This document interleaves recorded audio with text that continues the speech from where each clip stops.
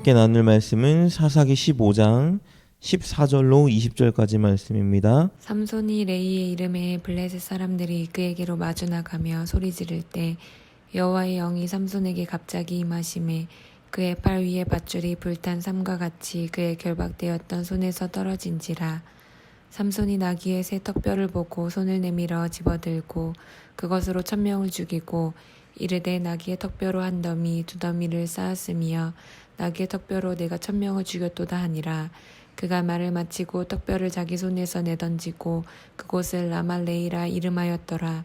삼손이 심히 목이 말라 여호와께 부르짖어 이르되 주께서 종의 손을 통하여 이 큰 구원을 베푸셨사오나 내가 이제 목말라 죽어서 할례 받지 못한 자들의 손에 떨어지겠나이다 하니 하나님이 레이에서 한 우묵한 곳을 터뜨리시니 거기서 물이 솟아나오는지라. 삼손이 그것을 마시고 정신이 회복되어 소생하니 그러므로 그 샘 이름을 에나꼬레라 불렀으며 그 샘이 오늘까지 레이에 있더라.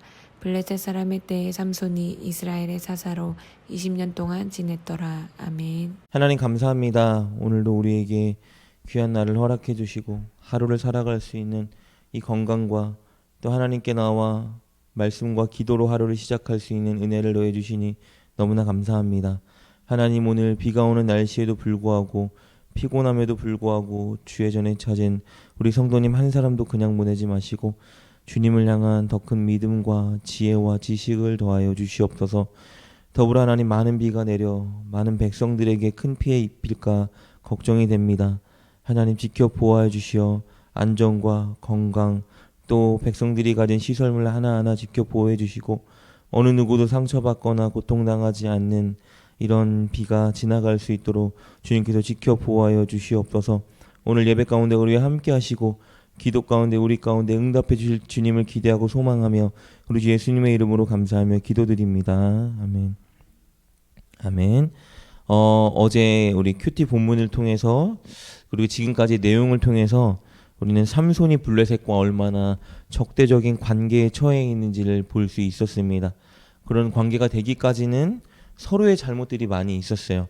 사실은 삼손이 하나님께 선택받은 사사이긴 했지만 온전히 블레셋에게만 잘못은 있었던 건 아닌 것 같아요. 서로 많은 이야기들이 얽히고 설켜 있었습니다. 블레셋 사람들이 삼손의 아내를 협박해서 삼손이 낸 수수께끼의 답을 알아냈고 그래서 삼손은 베옷 30벌, 겉옷 30벌을 그들에게 헌납해야만 했었죠. 반대로 또 삼손은 여우 300마리를 잡아서 2마리씩 꼬리를 묶고 거기에 횃불을 달아서 우리 블레셋 사람들의 곡식의 단 전체를 다 태워버려서 그들에게 엄청난 손해를 입히기도 했습니다. 그에 화가 난 블레셋 사람들은 삼손의 아내와 장인을 불태워 죽이기도 했고요. 또 그에 화가 난 삼손은 블레셋 사람 다수를 쳐서 죽이기도 했습니다. 이런 복수의 복수를 거듭하던 블레셋과 삼손의 이야기가 지금까지 흘러왔죠. 그리고 삼손으로 인해서 엄청난 피해를 입고 또 동족이 많이 죽은 블레셋이 이번에 삼손을 죽이고 복수하기 위해서 삼손이 머물고 있는 유다 지역 앞에 집결했었습니다. 그때 유다 사람들이 블레셋 사람들의 공격이 두려워서 그들과 전쟁 치르기로 결단한 것이 아니라 타협을 맺기로 결단했었죠. 그래서 그들에게 우리를 공격하지 말아라. 대신에 우리가 너희가 찾고 있는 우리의 동족 삼손을 잡아서 너희들에게 넘겨주겠다라고 말을 했었죠. 그래서 유다 사람 3000명이 삼손을 찾아가서 그를 새 밧줄로 묶어서 블레셋 사람에게 넘겼죠. 이것이 바로 오늘 말씀의 배경인 거예요. 삼손이 이렇게 밧줄로 묶이고 유다 사람 3000명에 이끌려서 오늘 레히라는 지역에 이르자 블레셋 사람들이 끌려오는 삼손을 보고 소리를 지르고 환호하고 기뻐하는 모습을 볼 수 있습니다. 자신들의 재산을 다 망치고 자신들의 수많은 동족을 쳐 죽였던 삼손이 잡히니까 얼마나 기뻤겠어요. 아주 그들을 마음 가운데에 승리의 순간과 전쟁에서 승리의 순간과 동일함을 맛보는 순간이었습니다. 그런데 그때 하나님의 영이 삼손에게 임하게 되는 것을 보게 되죠. 오늘 우리가 읽었던 14절 말씀입니다. 삼손이 레이의 이름에 블레셋 사람들이 그에게로 마주 나가며 소리 지를 때 여호와의 영이 삼손에게 갑자기 임하심에 그의 팔 위에 밧줄이 불탄 삼과 같이 그의 결박되었던 손에서 떨어진지라. 원어로 살펴보면요, 그를 묶고 있던 새로운 줄들이 불타 녹아버렸다라고 기록이 돼 있어요. 하나님이 함께 하신 거죠. 그리고 손의 결박이 풀리자 삼손이 근처에 있던 죽은 나귀 턱뼈를 붙들고 블레셋인들을 쳐서 1000명이나 죽였다라고 기록돼 있어요. 15절 말씀입니다. 삼손이 나귀의 새 턱뼈를 보고 손을 내밀어 집어들고 그것으로 1000명을 죽이고. 단순하게 이제 삼손이 하나님께 쓰임 받았다에만 초점을 맞추는 사람들은 이런 장면들을 보고 굉장히 삼손을 좀 위인처럼 높이긴 하지만, 사실은 오늘 삼손이 무기로 집어든 나귀의 새 턱뼈가 큰 의미를 지니고 있습니다. 왜냐하면 여기서 새로운이란 뜻은요, 싱싱한, 갓 생긴, 축축한이란 뜻이 있어요. 그래서 여기서 말하는 나귀의 새 턱뼈는 무엇이냐면요, 갓 죽은 지 얼마 안 된 나귀의 턱뼈를 의미하는 거예요. 여러분, 이것이 왜 의미가 있냐 하면요, 죽은 지 얼마 안 된 나귀의 턱뼈. 삼손의 정체성은 뭐죠? 나실인이에요. 나실인이 결코 하면 안 되는 일 중에 하나가 무엇이냐 하면 주검, 시체, 사체를 만지면 안 되죠. 그런데 위급한 상황이 오자 삼손이 붙잡아든 무기가 뭐냐 하면 바로 죽은 동물의 뼈였다라는 거예요. 오늘 15절 말씀을 보니까 뭐라고 기록되어 있냐면요, 새 턱뼈를 보고 인지했다라는 거예요. 죽은 주검을 보고 그 뼈를 붙들고 싸웠다. 싸운 것도 중요하지만 더 중요한 게 무엇일까요? 나실인의 규례를 또 어겼다. 여러분 기억나시는지 모르겠어요. 우리 마노아와 마노아의 아내를 찾아왔을 때 성경이 계속해서 강조했던 것이 무엇이냐면요, 삼손은 나실인이다. 평생 나실인으로 살아야 된다. 근데 여러분 삼손의 이야기를 보면요, 그 다음부터 삼손이 태어났더라 다음부터 계속 보이는 장면은요, 삼손이 계속해서 나실인의 규례를 고의적으로 어기고 있더라라는 거예요. 필요에 따라서, 자신의 감정에 따라서 삼손은요, 쉽게 나실인의 규례를 어기는 모습을 계속 반복하고 있어요. 진짜 중요한 게 무엇인지를 놓치고 있다는 것입니다. 그리고 나귀 이 죽은 턱뼈가 의미 있는 이유는 무엇이냐면요, 이 사실은 죽은 나귀의 턱뼈는요, 무기로 쓰기에 굉장히 효과적이지 못하다라는 거예요. 일단 너무 보잘것없는 나귀의 턱뼈를 사용했다라는 것도 그렇지만요, 죽은 지 얼마 되지 않은 나귀의 턱뼈는요, 아직 무르지 않기 때문에 단단하지 못하대요. 어떤 이들은 갓 죽은 것이니까 싱싱해서 이게 정말 옛날에 있던 아주 오래된 이 뼈보다는 훨씬 단단해서 무기를 쓰기 좋다라고 말하는데, 의학 전문가에 따르면요, 갓 죽은 동물의 턱뼈는 무기로 사용하기 굉장히 좋지 않은 것 중에 하나래요. 그렇다면 여러분, 나실인으로서 지켜야 될 규례를 깼죠.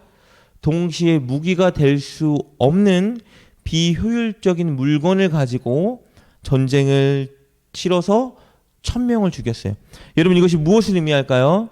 하나님이 승리하게 하셨다는 걸 의미하는 거예요. 하나님이 허락하셨다라는 거예요.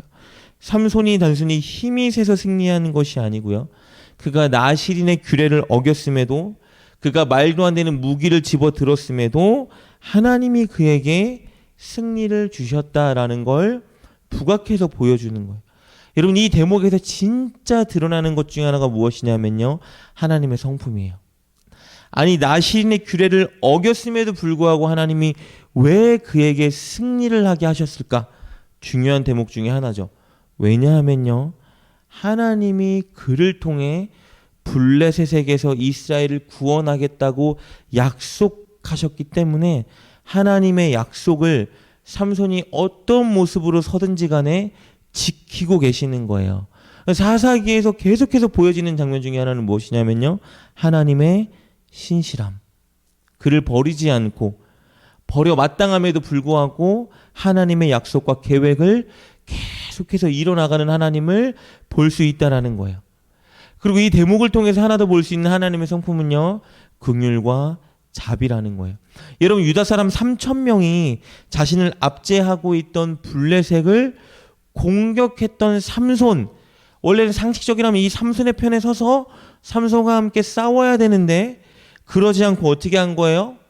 자신들을 압제하는 블레셋 사람들의 편에 서서 삼손, 자기 동족 사사 삼손을 묶어서 블레셋에게 넘겨주는 거예요. 이 속된 말로 하면 완전히 쪼다 같은 모습으로 서는 거예요. 그럼에도 불구하고 하나님이 유다 사람들을 심판하는 것이 아니라 블레셋 사람들을 삼손을 통해서 심판하신 이유는 무엇일까요? 이스라엘을 향한 하나님의 긍휼과 자비 때문이에요. 그들의 압제와 고통당하는 모습을 불쌍히 여기시고 그들을, 자신의 백성을 사랑하시는 하나님의 긍휼과 자비. 그러니까 여러분, 사실은 사사기 내내 놓치면 안 되는 것 중에 하나는요, 자격 없는 사사를 늘 사용하고 계시고 구원받을 만한 모습이 전혀 없이 늘 죄짓고 있는 이스라엘 백성들을 끝까지 붙드시고 구원해 주신다.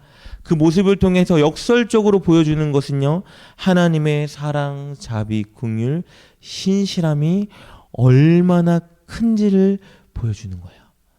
그리고 사실 그 모습이 저와 여러분의 인생 가운데 하나님이 늘 역설적으로 보여주고 계시는 모습이다라는 걸 우리가 명심해야 됩니다.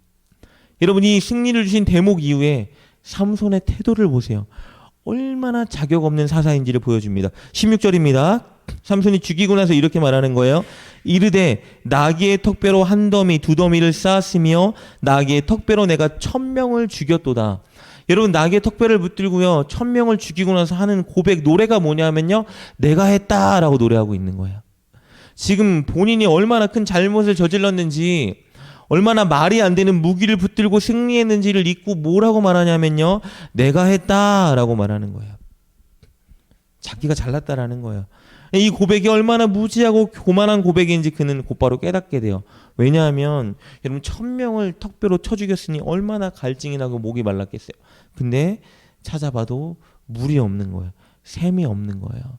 목말라 죽을 것 같은 상황에 처하자 그제서야 삼손이 처음으로, 삼손의 기사에서 처음으로 그가 하나님께 부르짖는 장면이 나와요. 오늘 18절 말씀입니다. 삼손이 심히 목이 말라 여호와께 부르짖어 이르되 주께서 종의 손을 통하여 이 큰 구원을 베푸셨사오나 내가 이제 목말라 죽어서 할례 받지 못한 자들의 손에 떨어지겠나이다 하니, 유일하게 그의 많은 기사 중에 하나님께 기도하였더라, 하나님께 부르짖었더라라는 대목이 오늘 이 18절 말씀에 처음으로 기록되고 있는 거예요. 그런데 이 대목이 그가 처음으로 하나님을 기쁘게 한 순간이 되었다라는 것이 중요합니다. 그러니까 삼손은 하나님께서 어마어마한 외적인 능력을 주셨지만 단 한 번도 그것을 하나님을 위해서, 자신의 사명을 위해서 써야 되겠다라는 모습이 보인 적이 없어요. 늘 충동적으로 자기의 복수를 갚기 위해서, 자신의 감정을 충족시키기 위해서 하나님이 주신 능력을 사용했어요. 하나님이 주신 능력이었지만 자기 힘이라고 착각하고 자기 방식으로 늘 살아왔던 게 삼손의 인생이에요. 그랬던 그가 이제 하나님의 도움을 구하는 자리에 선 거예요. 왜요? 하나님의 도움이 없으면 지금 목말라 죽게 생겼거든요. 하나님께 부르짖어요. 이기적인 모습처럼 보이긴 하지만 이 대목이 처음으로 그가 하나님의 사사답게 선 장면이라고 말할 수 있어요. 그리고 하나님은 그가 이렇게 하나님께 부르짖기를 기다리고 계셨습니다. 어렵고 위험한 말이지만 고난이 때로는 필요한 이유가 이 이유가 아닐까. 때로는 고난이 하나님을 진심으로 찾고 의지하게 만들기 때문에 하나님이 우리에게 고난을 허락하시곤 합니다. 삼손이 고난 앞에서 자기가 살려고 자기의 필요에 의해 하나님께 부르짖었지만 하나님은 이 순간을 어쩌면 그의 인생 가운데 가장 기뻐하셨을 것 같아요. 왜냐하면 그렇게라도 그가 하나님을 찾고 하나님의 도움을 의지했기 때문입니다. 이스라엘 백성들과 사사가 가장 기본적으로 갖춰야 되는 모습이 무엇이었냐면 하나님을 찾고 하나님의 도움을 진심으로 구하는 모습이었기 때문입니다. 그리고 19절을 통해 볼 수 있듯이 그의 부르짖음에 하나님이 응답하여서 물을 주시는 것을 보게 됩니다. 여러분, 저와 여러분이 우리가 늘 서야 하는 그곳, 늘 해야 하는 그 일이 무엇이냐면요, 오늘 바로 삼손이 목이 말라 죽음 앞에 봉착했을 때 보여준 그 대목의 모습입니다. 바로 하나님의 도움이 없이는 안 됩니다. 하나님이 도와주셔야만 합니다. 꼭 하나님이 해주셔야만 합니다라고 간구하고 고백하는 이 자리가 바로 저와 여러분이 서야 되는 자리입니다. 그러나 동시에 우리는 오늘 본문에 나온 삼손의 자리에 서서 하나님을 기쁘게 하는 자로만 머물면 안 됩니다. 무슨 말이냐면요, 이 모습도 필요하고 소중하지만 이 자리에만 머무는 자가 되어서는 안 된다는 거예요. 내 힘으로 다 하다가, 내 뜻대로 내 감정대로 다 하다가 하나님 도움이 없이는 절대 안 되겠다라고 깨달은 그 순간에야 비로소 하나님 도와주세요, 이번에 꼭 하나님이 해주셔야 됩니다 라고 고백하는 모습도 필요하지만 늘 이 자리에만 머물면 안 된다는 것이죠. 우리는 그 자리에 한 걸음 더 나아가서 우리가 평안할 때에도, 기쁠 때에도, 감사할 때에도, 일상생활 속에서도 이렇게 날마다 새벽에 나와 하나님께 기도하고 부르짖듯이 날마다 일상 가운데 늘 주님을 찾고 주님께 부르짖고 주님이 하셔야만 합니다, 주님이 도우셔야 됩니다 라고 고백하는 더 바르고 올바른 하나님을 기쁘게 하는 자리에 서야 한다라는 것이죠. 그리고 한 걸음 더 나아가서 우리의 삶으로, 우리의 순종의 모습으로, 하나님 말씀을 붙들고 이것을 살아내는 모습으로 더 올바르게 하나님을 기뻐하는 자리까지 우리가 나아가야 한다라는 것입니다. 그것이 진짜 하나님이 바라시는 사사의 모습, 이스라엘의 모습, 그리스도인의 모습이기 때문입니다. 오늘 이 시간 기도와 간구로 여러분의 필요를 마음껏 하나님이 하셔야 됩니다, 하나님이 도와주셔야 됩니다 고백함과 동시에 우리가 한 가지 더 결단하길 원하는 것은 하나님, 오늘 우리의 삶으로, 우리의 행동으로 하나님의 말씀을 붙들고 살아가는, 하나님을 더 올바르게 기쁘게 만드는 그 자리에서는 우리가 될 수 있도록 우리에게 큰 믿음과 결단을 더하여 주시옵소서 고백하는 저와 여러분 될 수 있길 주님의 이름으로 축복합니다. 기도하겠습니다. 하나님 감사합니다. 우리를 택해 주시고 우리를 구원해 주시며 우리를 구원의 도구로 삼으신 하나님, 오늘 삼손이 섰던 하나님께 간구하는 그 자리에 우리도 서게 하여 주시되, 더불어 그의 모습보다 더 한 자락 더 깊이 나아가 삶으로, 순종함으로 하나님을 기쁘게 하는 우리 모두가 되게 하여 주시옵소서. 이 새벽에 나와 주님께 자신의 필요를 놓고 기도하는 우리 성도님 한 사람도 그냥 보내지 마시고 위로해 주시고 소망을 주시고 응답해 주시고 더 깊고 넓은 믿음을 우리 가운데 더하여 주시옵소서. 예수님의 이름으로 감사하며 기도드립니다. 아멘.